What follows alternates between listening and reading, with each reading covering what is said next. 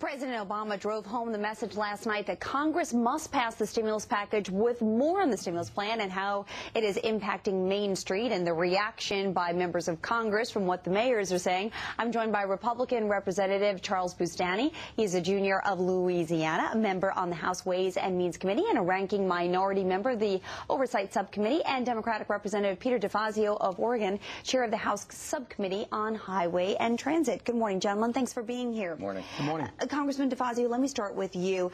Mayor Bonero there from Lansing, Michigan, was very angry, basically saying, look, the members of Congress right now don't understand the pain that the American people are feeling.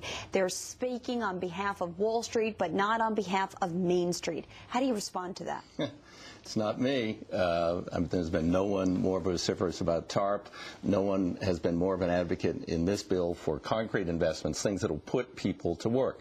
Roads, bridges, highways, transit, sewer systems, water systems, all things that will benefit local governments, put people to work locally, rebuilding schools, all that. I don't want the tax cuts at all. And the administration starting us down the tax cut path, which has been made worse by the Senate, where they cut out real investments to make room for tax cuts, is dead wrong.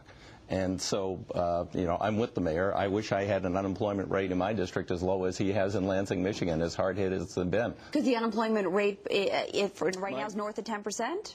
I'm about 10% in my district. My second largest county is about 14. We've got timber, lumber, wood products. We've got RV manufacturing and high tech. They're all decimated. Horrible. Congressman Boustany, let me turn to you, because Louisiana has been a state that's garnered a lot of attention in the wake of Hurricane Katrina. One of your great frustrations is the government said they were going to step up, they were going to help, and the funds are still not there.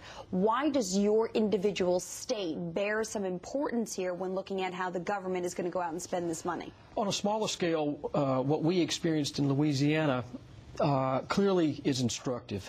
And when you have government spending, you have to make sure that those investments actually reach the people who are affected most. And we're still waiting on some of that money to flow through the bureaucratic entanglements. There are two fundamental problems we need to address for our country right now. Number one, we need to get Americans back working. Empower businesses, entrepreneurs, large and small businesses to hire folks, to get their businesses up and running again. And secondly, we have to address the credit freeze. Do you not worry, Congressman, though, that you will appear as though you did not represent the American worker by not voting on behalf of this? I mean, there are a lot of mayors, like the two mayors we just talked to, who said, listen, it's partisan politics as usual. We can't afford to play partisan politics. People don't have jobs. People are losing their homes. Things are dire, and we're not doing anything about it on Capitol Hill. Do you worry what those consequences could mean in the next election? Well, I know the mayors are angry. I think many Americans across the board, including many of us in Congress, are frustrated and angry as well. Clearly something needs to be done. We have a real problem facing us today. But I think it's really important that we get this right. And if we go off and spend a lot of money on a number of government programs that really don't get into the economy directly, then I think we're going to run up the deficit with borrowed money or printed money, and we're not going to achieve the goals that we're trying to achieve.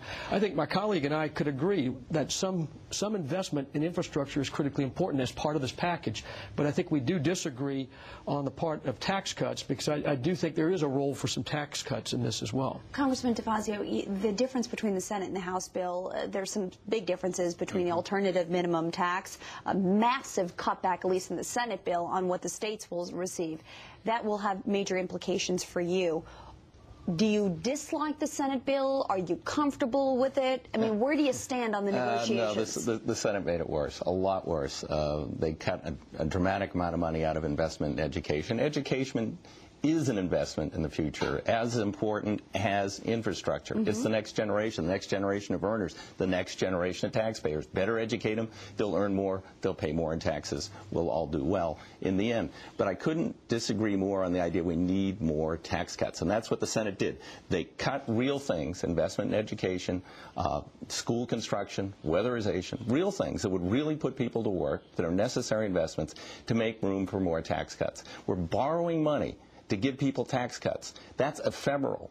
And for 30 years, our kids and grandkids are going to pay for that borrowed money, and those tax cuts will say, oh, they won't pay for the spending, though, too? What do you pay for your... Well, I think if you borrow money to build a bridge that lasts 100 years, that's not a bad thing to do. You borrow money for a $10 a week tax cut, no one's going to remember what they spent the $10 a week on a year from now, and when their grandkids say, you know, I'm paying this really high taxes because of the money you borrowed, what did you spend the $10 a week on? I don't remember. Yeah, you know, unfortunately, Congressman Boustany, let me give you like 20 seconds to reply back to that. A lot of people agree with him on that. You know, is this money going to make a difference? Well, we could agree on some infrastructure spending, but House Republicans proposed a plan at half the cost that would create 6.2 million jobs, twice the number of jobs that the current plan that's being debated would create. And that's using the same methodology that the President's chairman of the National Council of Economic Advisors used. So there are other ways to do this. All right, Congressman Boustany and Congressman DeFazio, great having you both with us. I know the debate continues. Thank you very much, gentlemen. I appreciate it.